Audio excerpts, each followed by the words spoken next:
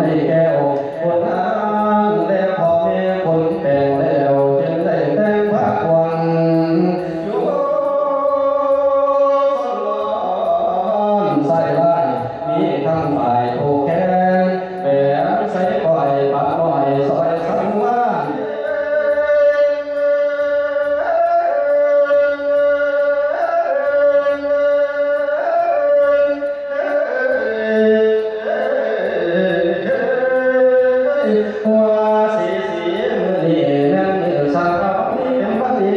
วันเศรษฐีอาโมทาโชไปเอามือนี้เป็นมือสารวัตรชอบมือประกอบความดีมือเศรษฐีราชาโศกเสด็จกรรมลาบาสีให้แก่เจ้าบ่าวเจ้าสาวก็คือนางสาวถัดชามาโพพันบุญหาวงศ์แหลกง่ายศาสนารวมธรรมตลอดถึงญาติพี่น้องทั้งสองกับสองฝ่ายได้ปลูกฝังตั้งแต่สุเจ้าทั้งสองได้เป็นผู้ผัวตัวเมียผัวแก่ยันยีผัวดีเมียเสี่ยวผัวของยันพายให้ว่าให้วาให้สร้างโลกผู้ขึ้นแก้วการปลอดภัยสร้างเพียงดีไกลถึงเพียงหัวสร้างเพียงหัวไกลถึงเพียงเก่าในมันคงทางลงแขนปล่อยปัดให้ห่างปล่อยให้ห่างให้มันปล่อยภายหลังตัวไรเนี่ยให้เกี่ยวกับการสถาพรมีลาปล่อยของเกินหากปล่อยขาดเกินว่างสภาการังยั่งเป็นดีเพื่อเก่าที่ของเจ้าสัดส่วนพอดีที่น้องไก่ในมะหอดแต่ได้ยินหลังสันล่างเรียกบริวารได้พ่อหอยเรียกไว้ขาดได้พ่อพันคือจะห่วงดูคือพ้นอาเย็นพ้นกันถึงคือเขาแก่ลาจะได้โบขาดแห่งคือแก่ดีกินจะได้โบ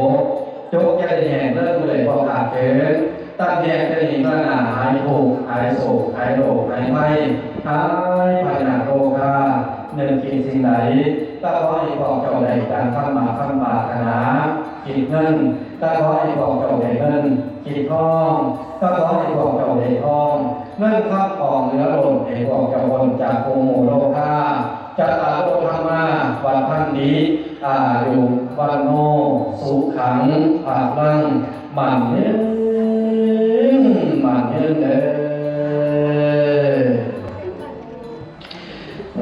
นะ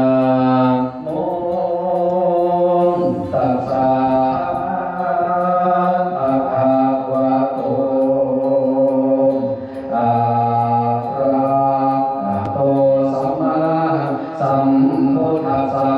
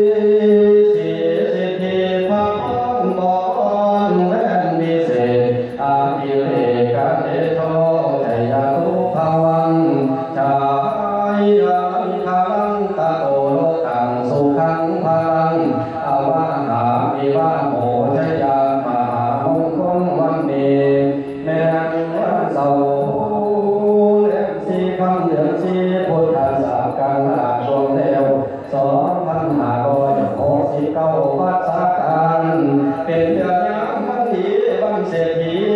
อาโมทาโชโต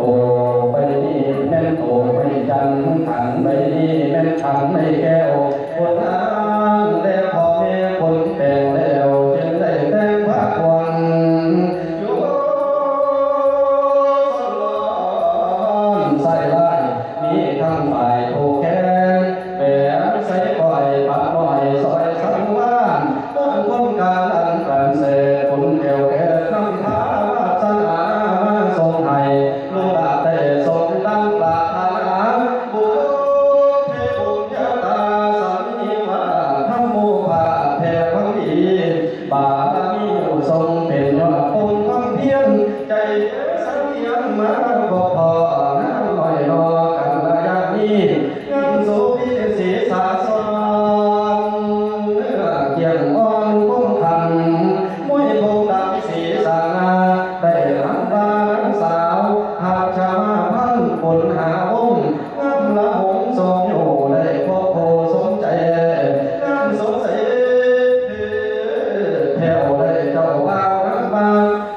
สาสนาองค์ทำเป็นผู้แก้วหัวขวัญจบกะขวัญขวัญที่หัวน้องที่เขาดีดาบุ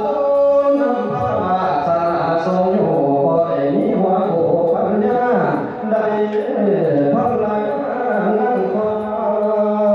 มใส่อมต้องจันยาบุญนำพระ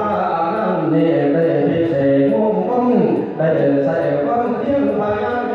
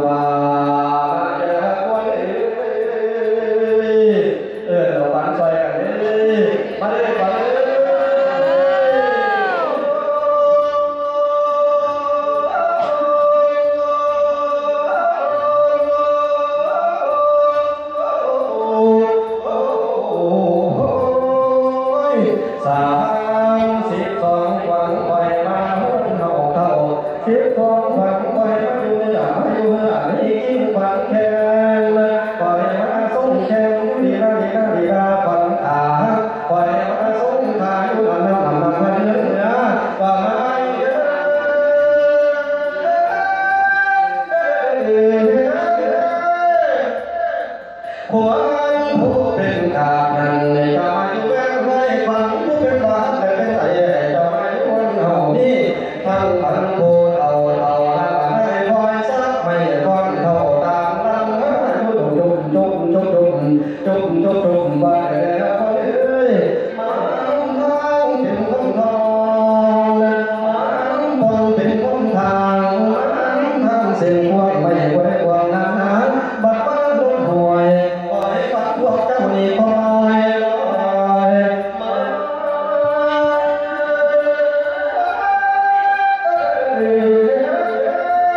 มาพวกผู้พวกลอยพวกเจ้านี่ไม่เดียวพักสี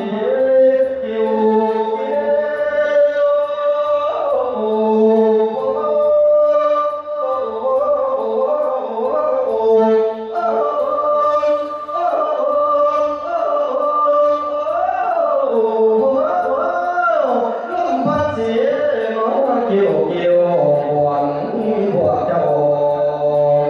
ให้ตาหายตา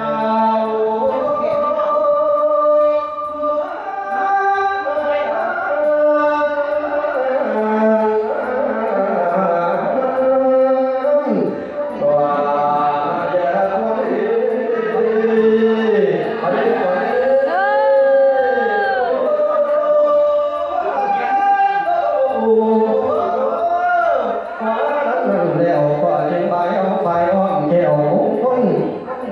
บนคุณที่ความน้ำดูอาโหฟังปากแก้วหลานปานเยอะ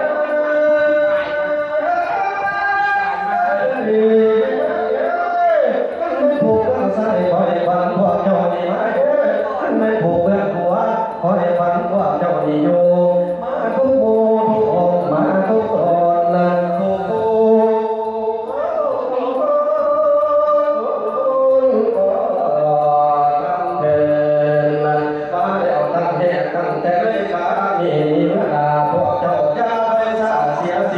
ให้พวกเจ้าอยากรู้ยิ่งแล้วอยากได้สั่งมาให้พวกเจ้ามันปังงานเขาควงมาให้พวกเจ้ามันปังทั้งหมูขอบเทืองมาให้พวกเจ้ามันปังเทืองสามหุ้มมาให้พวกเจ้ามันปังโป่งสามมาให้พวกเจ้ามันปังก้อนหินแดงแข็งให้พวกเจ้าแข็งปังก้อนหินหลาสูงเทียบบาเขาสามินยิ่งเทียบต่อคนพวกเจ้านี่ยังได้หายิ่งเทียบหลักพันพวกเจ้านี่ยังได้คนยังได้คนนั้นทองยังได้คนนั้นทั้งยังได้เก่าเสียสีไอ้เจ้าสาวเห็นสาวทับทางมาพันคนหาวงเจ้าบาผู้เชื่อสาธารณวงท่านที่ไรแต่งงานกันในมือดีมีตั้งแต่อายุวันนั้นมีสุพรรณ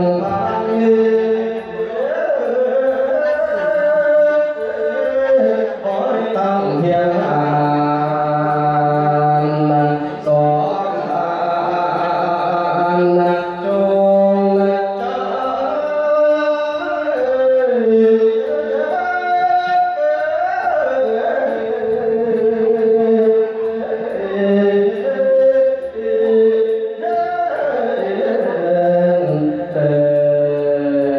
สัพเพพุทธาพลังปัตตาปเจกานันเตยังพลังอรหันตานันเตเทระทั้งพันธามิสัพพโยเตยตาตาสุปิตาพิรุณาพุทธสังสเดียโลกาสุปิตาโหตัสสังสัพเพหิยาติภิ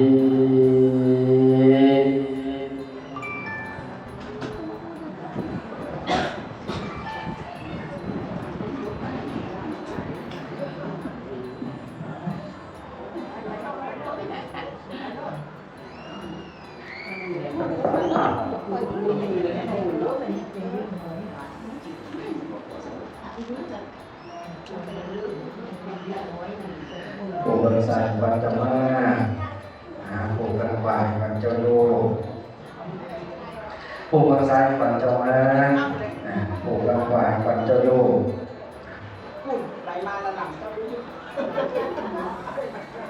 ให้เป็นผู้เยียนสองให้ของรองห้างอ่อนดูน้ำพ่อบุญเดือน